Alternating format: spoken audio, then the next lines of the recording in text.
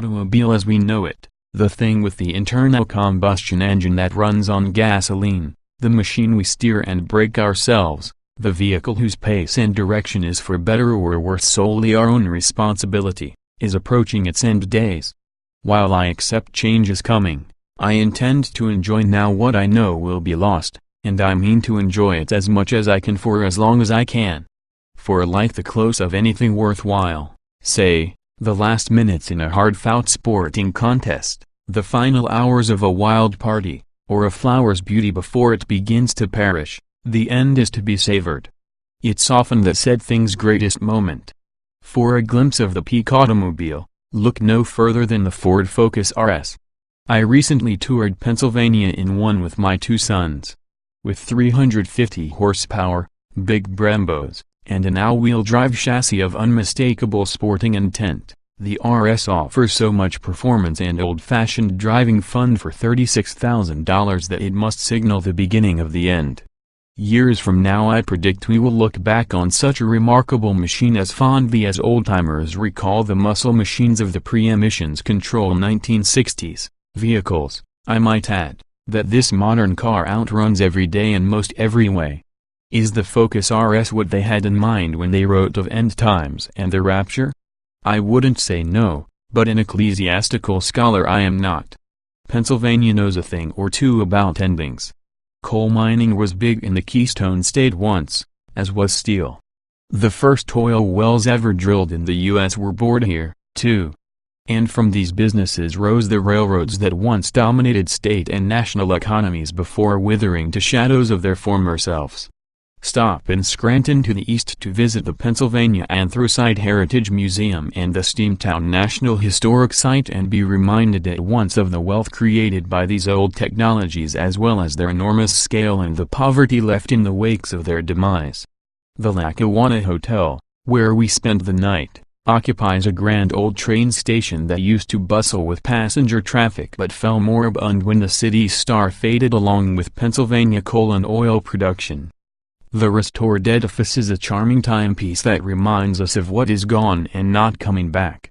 The Focus RS telegraphs the tradition of great sporting Fords and their tactility, rather than the dull reality of its down-market relations, squeezed out by the million like so many sardine cans.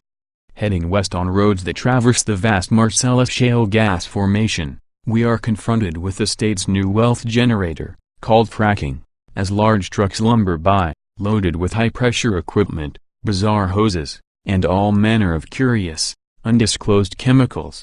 One day they'll be in a museum, too, for every extractive industry is born with the seeds of its own destruction. Feeling oily. About 2 hours north of Pittsburgh, we toured the Drakewell Museum. Few remember that the modern world's oil economy got its start in this tiny rural outpost, where Col. Edwin Drake, a retired train conductor whose primary qualification was a lifetime rail pass, found himself sent by some Connecticut investment sharps to drill for this new thing called rock oil, or petroleum.